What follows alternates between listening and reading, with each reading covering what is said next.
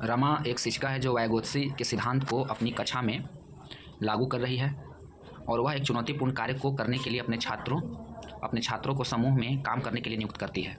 ठीक है। कार्य के दौरान एक छात्र एक महत्वपूर्ण संकल्पना को समझने की संघर्ष करता है। रमा के लिए छात्र की मदद करने का सबसे प्रभावी तरीका क्या है? अब देखिए, वाइगोत्स्की के सिद्धांत को अपने कक्षा में लागू कर रही है और चुनौतीपूर्ण कार्य को पूरा करने के लिए छात्रों को समूह बना करके काम करने के लिए नियुक्त करती है। ठीक है। फिर आगे कहता है, इस कार्य के दौरान छात्र की महत्वपूर्ण संकल्पना को समझने का संघर्ष करता है। ठीक है। तो रमा के लिए इस छात्र की मदद करने का सबसे प्रभावी तरीका क्या है? तो याद रखना है, जीन पियाजे के अनुसार नहीं, वाइगोत्स्की के अनुसार कर रहा है। और वाइगोत्स्की का मतलब होता है समूह, समाज, माने बाहरी वातावरण से सीखना, है ना। और जीन पियाजे का मतलब होता है उम्र के अनुसार उसके अधिगम में वृद्धि होती है। तो हमको वाइगोत्स्की के अनुसार चीज़ों को समझना है। तो चलिए आगे चलते हैं।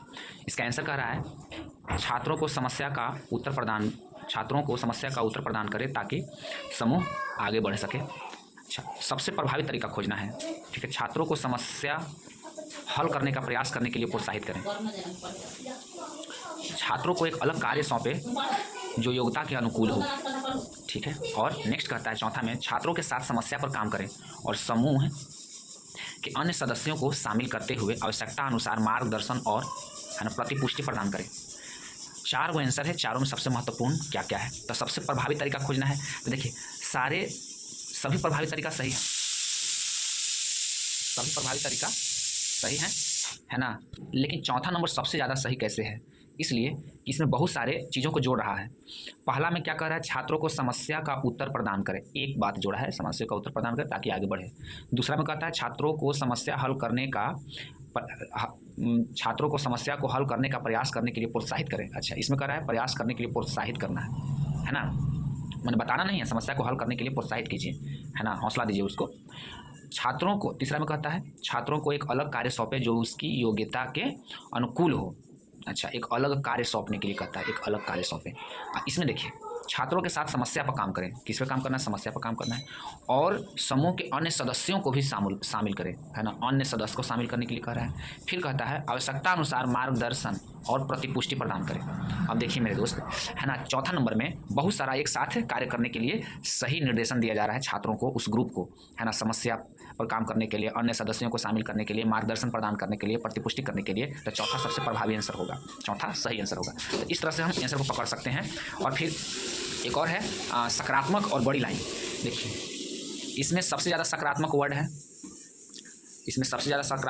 है, है ना। और सबसे बड़ी लाइन भी, इसमें सबसे ज़्यादा शब्दों का, है ना, समावेश किया गया है। तो इसका मतलब ये हो गया कि ये सबसे सही और, है ना, सटीक आंसर हो गया, क्योंकि हर नियम का ये फॉलो कर रहा है। सकारात्मक सबसे ज़्यादा वर्ड भी है और सबसे ज़्यादा लंबा शब्दों का, इसमें सकारात्मक शब्दों को जोड़ करके बहुत लंबा सेंटेंस का बनाया गया है उत्तर के रूप में। और तीसरा है कि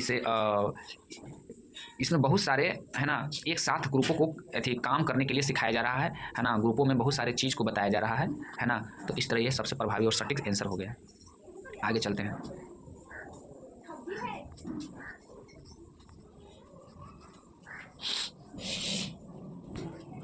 दस नंबर क्वेश्चन,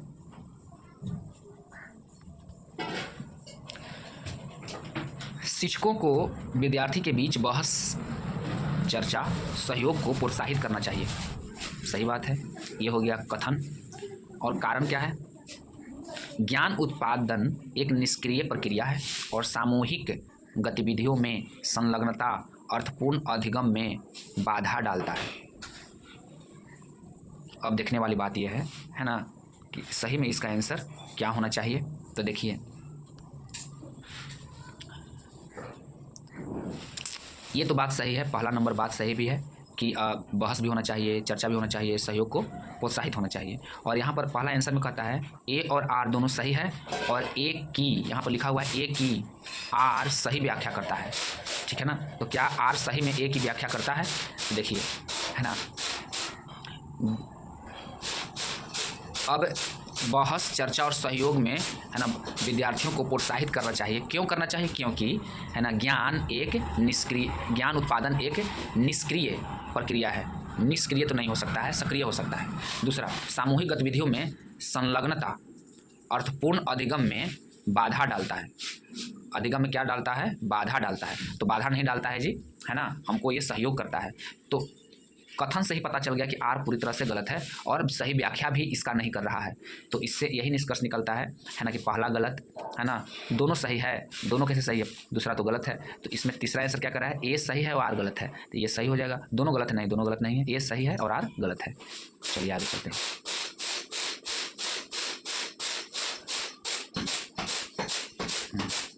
भावनाओं, व्यक्तित्व और सामाजिक संबंधों में परिवर्तन और स्थिरता किस विकास में शामिल है? भावनाओं, व्यक्तित्व, सामाजिक संबंधों में परिवर्तन और स्थिरता किस विकास में शामिल है? देखिएगा क्या कह रहा है, बच्चों के लिए है भावनाओं, फिर व्यक्तित्व का विकास, फिर सामाजिक विकास, है ना, और सामाजिक संबंधों में, है ना, कौन कौन सा संबंध होना चाहिए, भावनाओं, व्यक्तित्व और सामाजिक संबंधों में परिवर्तन और स्थिरता किस विकास में शामिल है ना। मतलब बच्चों के बीच में भावनाओं, व्यक्तित्व, सामाजिक संबंध में परिवर्तन भी होते रहता है और इसमें कुछ स्थिरता भी आती रहती है ना। ये एक सब्जेक्ट में पढ़ना है, एक विकास में पढ़ना है, वो किस विकास के अंतर्गत इस तरह की बातें कही गई हैं कि परिवर्तन भी जरूरी है और उसके साथ साथ इन तीनों में स्थिरता भी जरूरी है। तो इस तरह के विकास किस विकास में शामिल है? तो व्यक्तित्व विकास, तो फिर व्यक्तित्व का विकास होगा। भावनात्मक विकास, तो सिर्फ भावना का विकास होगा, लेकिन यहाँ पर तीनों का कह रहा है, परिवर्तन भी और स्थिरता भी। संज्ञानात्मक विकास, तो संज्ञानात्मक विकास दो प्रकार के होता है, सामाजिक संज्ञानात्मक और एक होता है आपको आंतरिक संज्ञानात्मक, जो जीन पियाजे के अनुसार कह रहा है, तो उसमें उम्र के अनुसार होता है। ठीक है ना। तो यहाँ पर भी क्लियर नहीं है कि किस प्रकार के संज्ञानात्मक विकास, लेकिन यहाँ पर कह रहा है मनोसामाजिक विकास, है ना। तो ये आपको याद रखना पड़ेगा, है ना। फंस सकते थे हम इसमें, संज्ञानात्मक में फंस सकते थे और मनोसामाजिक विकास में फंस सकते थे। ये दोनों तो ऐसे ही गलत हो गया, क्योंकि है ना, तो हम हमेशा आंसर जब भी मारते हैं तो हम ये हम जरूर देखे हैं कि दो हम आसानी से छांट लेते हैं कि दो आंसर जो है ना नहीं होगा, लेकिन बाकी दो जो आंसर इस तरह का देखने को मिल जाता है कि लगता है कि से, है ना, तीसरा आंसर सही होगा कि चौथा आंसर सही होगा, तो हम दो में ही फंसते हैं। तो दो को ही क्लियर करने के लिए हमको क्वेश्चन बैंक देखना है। तो इसका आंसर हो जाएगा मनोसामाजिक विकास। इस तरह के हमको, है ना, क्वेश्चन भी हमको बड़ी थी, हम इस तरह के नहीं पढ़ पाए हैं, थी किताब में भी हम नहीं देख पाए हैं, तो क्वेश्चन से वो चीज़ बहुत क्लियर हो जाता है। आगे आते हैं, छात्रों के विविध समूहों को पूरा करने के लिए, ठीक है, छात्रों के विविध समूहों को पूरा करने के लिए, अब भाई कौन से समूह को पूरा करने के लिए, है ना, क्या पूरा करने के लिए, निम्नलिखित में से कौन सांस्कृतिक रूप से उत्तरदायी शिक्षण का सही वर्णन करता है? देखिए, समूहों को, छात्रों के विविध समूह को पूरा करने के लिए निम्नलिखित में से कौन, अच्छा, इसमें से कौन समूह को पूरा करता है? क्या पूरा करता है? सांस्कृतिक रूप से उत्तरदायी शिक्षण का सही वर्णन करता है। अच्छा, ऐसा कौन सा सांस्कृतिक शिक्षा दिया जाए जो पूरे समूह को समान रूप से, है ना, परिभाषित करता है? तो चलिए देखते हैं,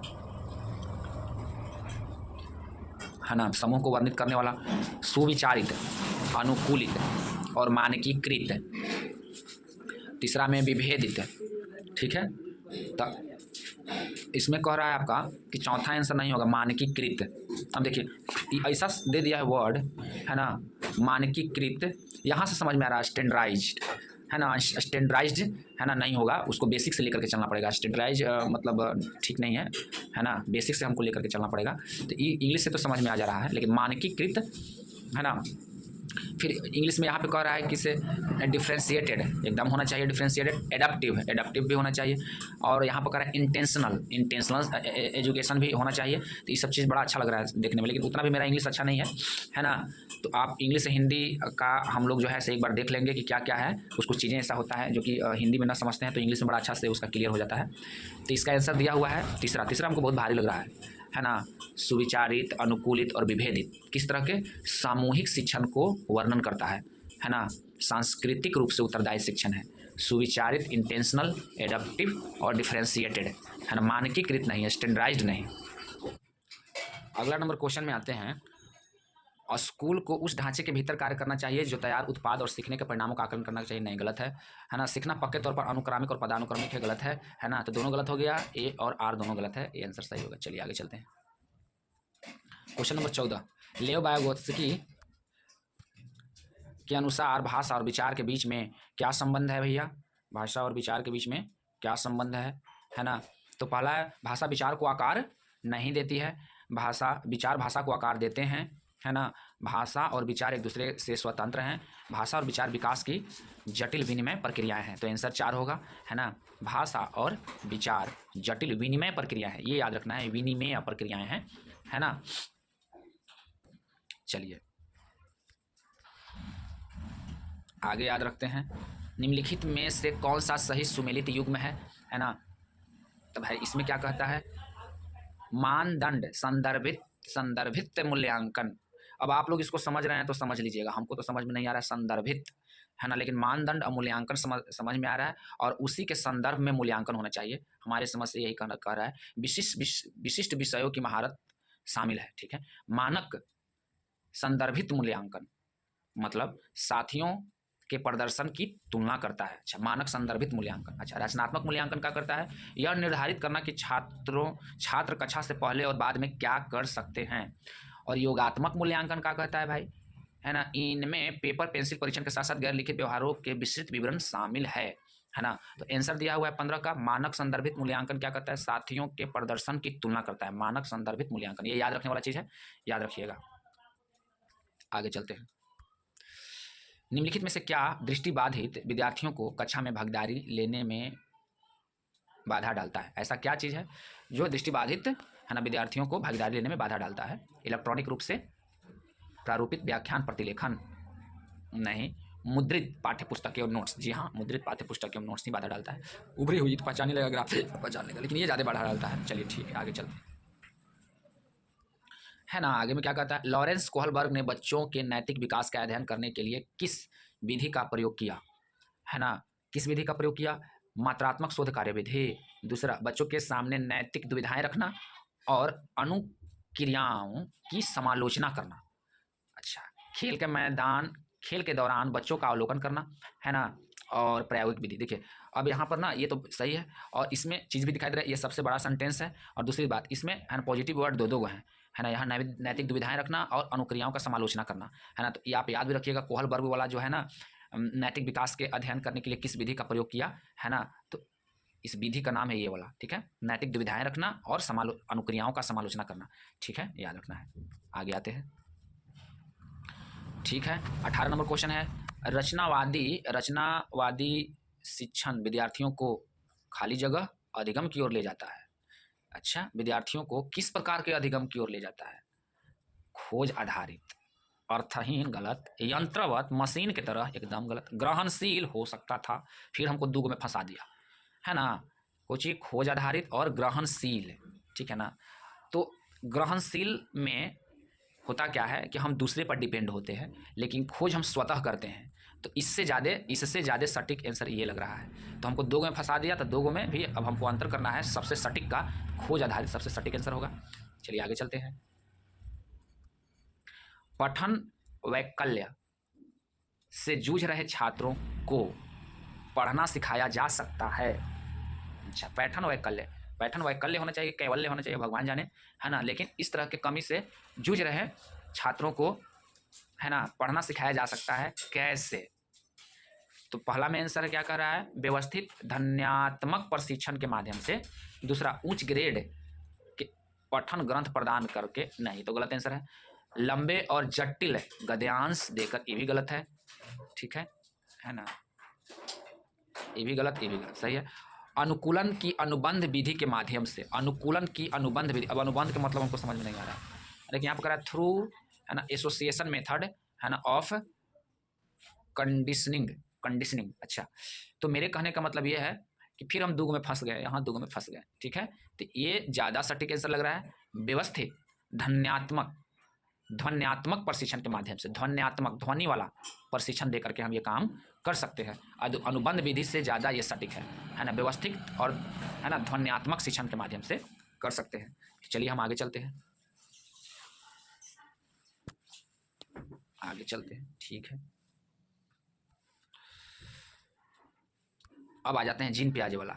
जीन पियाजे के संज्ञानात्मक विकास का सिद्धांत यह बताता है कि क्या बताता है कि तो जीन पियाजे का मतलब आंतरिक उम्र के अनुसार, है ना।